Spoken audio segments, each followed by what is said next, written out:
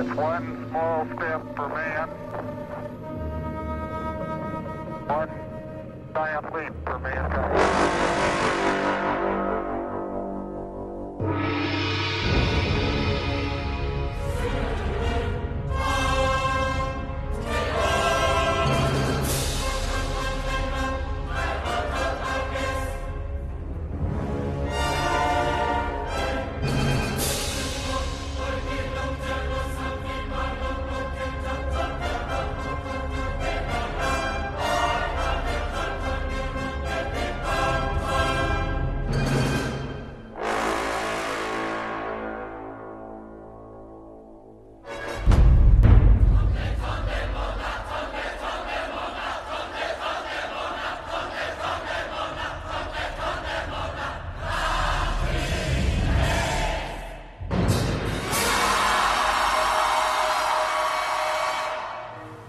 An unidentified flying object.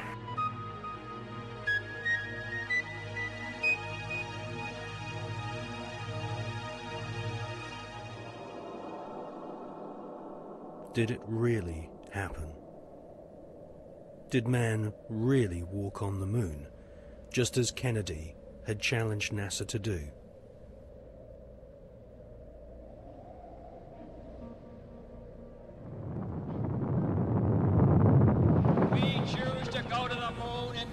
And do the other things, not because they are easy, but because they are hard. The photos of Apollo 11 moon landing have been criticized as being too perfect and looking like they've been photographed inside a TV studio with spotlights.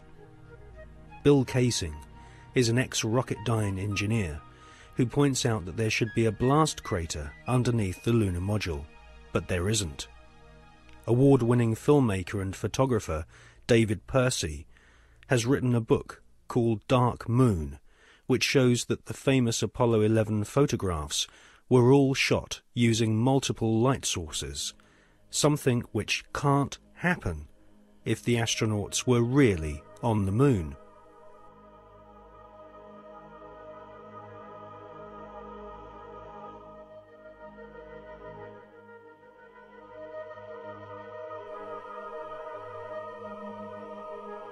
Jim Collier, an American investigator, has pointed out that the lunar module was far too small for 2 astronauts in full spacesuits to maneuver around inside.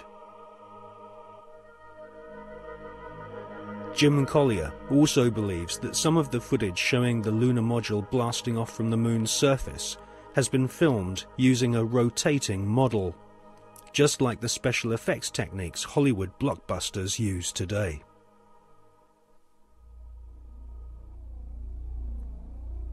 Now, for the first time on film, we present new evidence which proves that at least some of the official NASA photographs taken on the lunar surface are definitely faked, or at the very least, heavily manipulated. Join us now on a quest for the truth to the moon.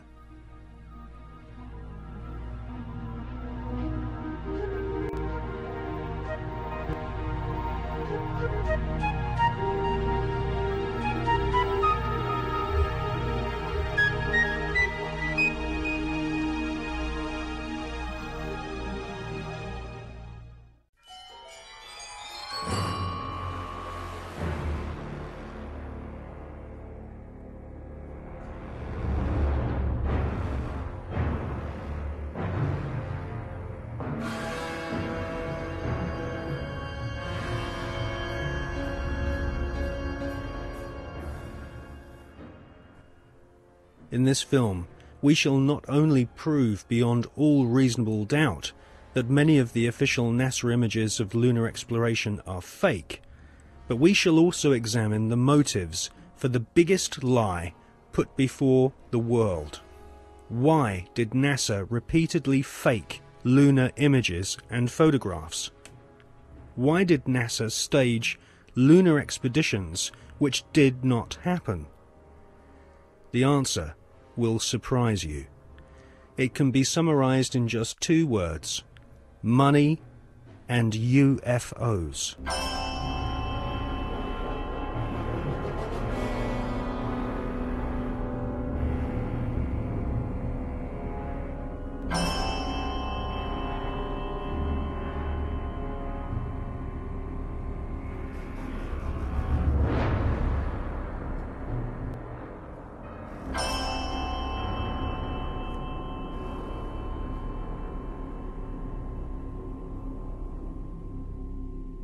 But before we look at the motives for lying on such a vast scale, let's look at where some NASA scientists came from.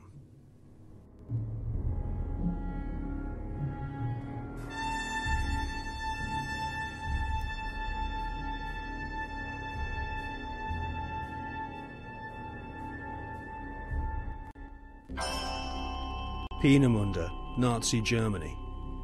For centuries, warmongering nations had been using primitive rockets as a weapon of war.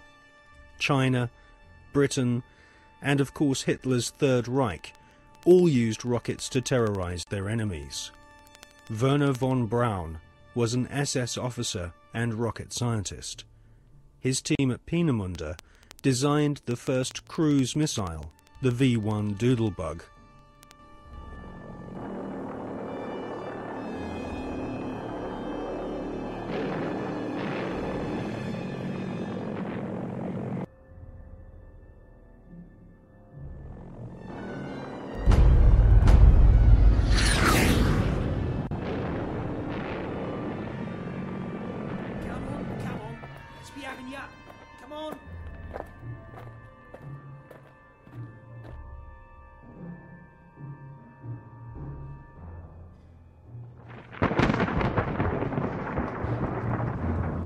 The V-2 rocket was the forerunner to the Saturn V rocket, which would supposedly take man to the moon.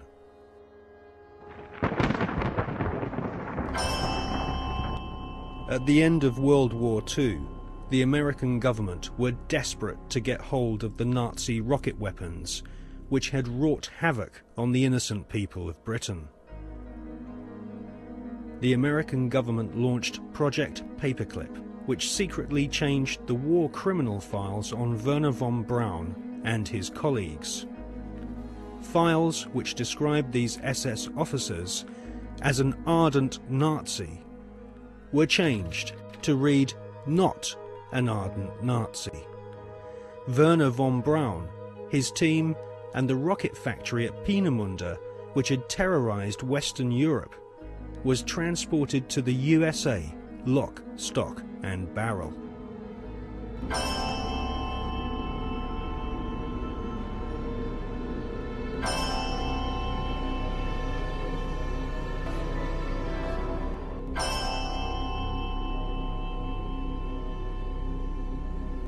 It soon became clear that the Nazis had a secret space program at Peenemünde and Nordhausen. The Hannibal craft utilized alternative propulsion systems such as Vril power, possibly back-engineered from recovered crashed flying saucers.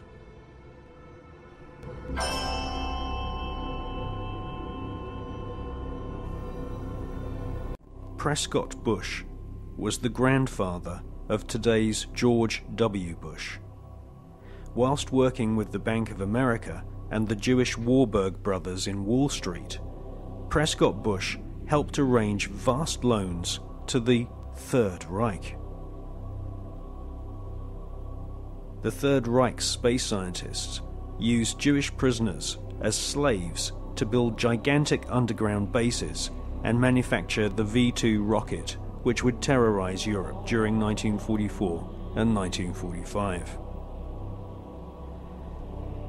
At Nordhausen and other sites in Germany and Austria, Werner von Braun and his team of Nazi SS engineers built vast laboratories and rocket factories. The interior of an entire mountain was excavated to accommodate a secret space facility which was no less than 1 million square feet. It was here, at Nordhausen, in top-secret underground bases, that a huge number of experimental rocket ships and circular flying discs were developed.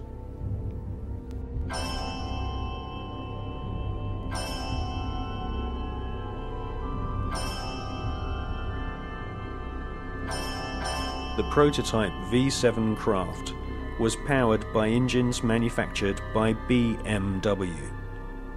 The V-7 used 12 BMW 028 engines, which were powered with helium. Radical fuselage shapes were developed, which would later lead to the emergence of stealth aircraft and the cruise missile.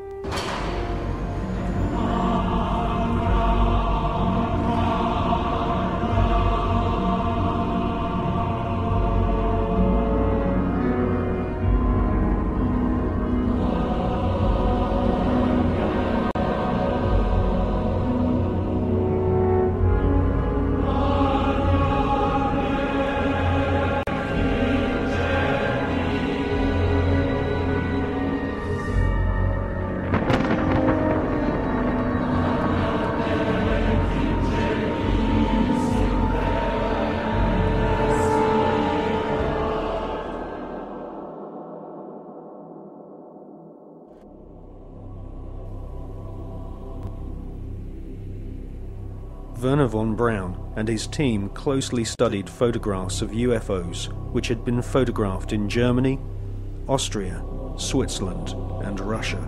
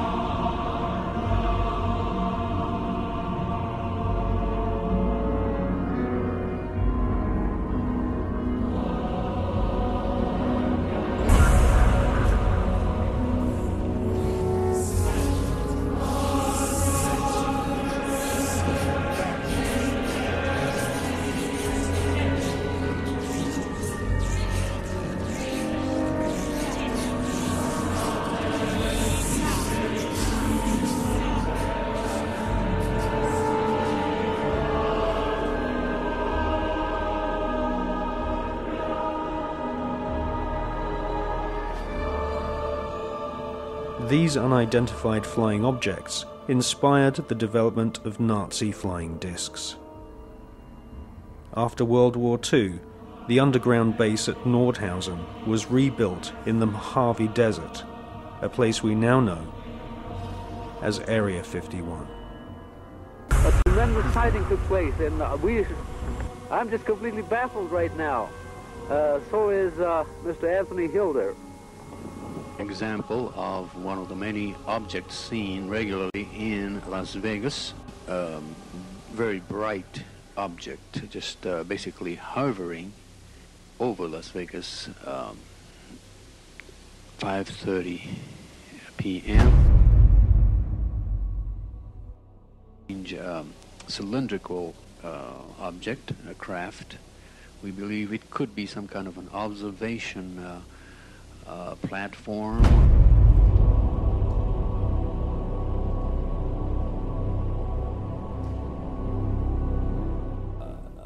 The volume of evidence is that the space program that appears on the television news and has done these last few decades is actually only there as a movie to hide the real program, which is actually exploring things that these guys already know are there.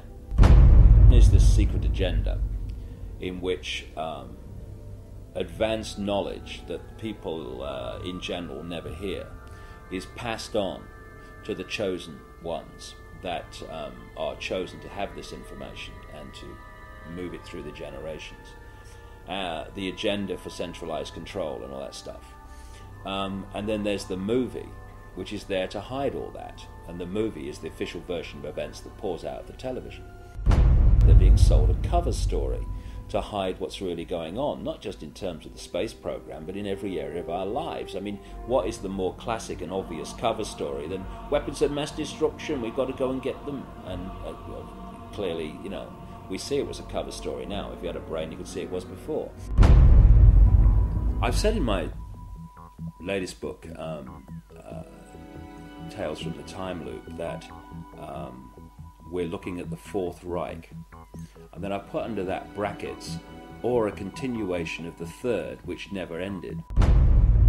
People have no idea, the general population, because no one tells them, of the fundamental connections between the Nazis. The people now think, oh yeah, the Nazis have gone, and the American administration. First of all, the Nazis were funded out of Britain and America. Why is it that they were taking their wages home in wheelbarrows during the Weimar Republic? Germany was in economic catastrophe.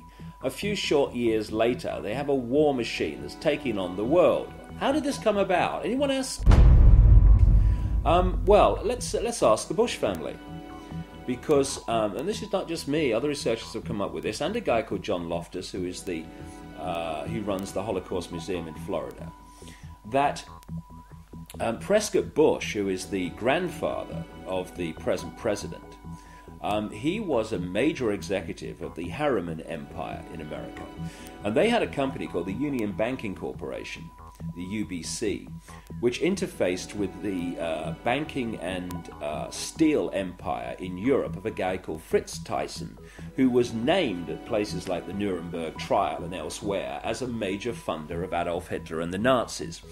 And what Prescott Bush, who was the key executive in the Union Banking Corporation, was doing was funneling money and other resources through the UBC into Thyssen's empire, and then it went to the Nazis, and that's where the war machine came from, also through the Bank of England. Only yesterday, every business, every profession was part of Hitler's system.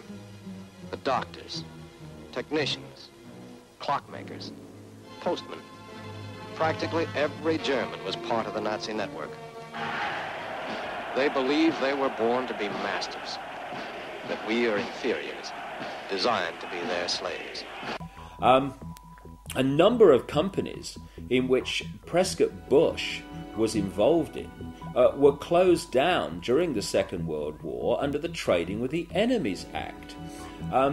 William S. Farish, whose grandson is now Bush's ambassador to Britain, William S. Farish III, very close friend and horse interbreeder with the Queen of England. His grandfather, William S. Farish, was president of Standard Oil, the Rockefeller Oil Company, when it was exposed as supplying the Nazis with oil during the Second World War, while they were supposedly in conflict with America. So what you had then was this CIA, British intelligence operation called Project Paperclip, which was to get the Nazis, the major Nazis, with all and a lot that with tremendous knowledge that are not registered by history, out of Germany so they would be safe, and into South America and North America to continue this agenda up to the present day. And so this is why you have Nazi after Nazi turning up as founders of and creators of NASA and all these other institutions, the CIA, that appeared immediately after the Second World War. T-minus 2 minutes and counting, and the countdown continues to move along smoothly. Now in the terminal countdown portion, we're standing by now to begin pressurization of the fuel tank. The second stage fuel tank pressurized, third stage fuel tank pressurized. The countdown continuing to move along smoothly, T-minus 90 seconds. Now looking at the liquid hydrogen tanks as they become pressurized. LH2 aboard the second stage, pressure 17. Final guidance release. We'll expect engine ignition at 8.9 seconds.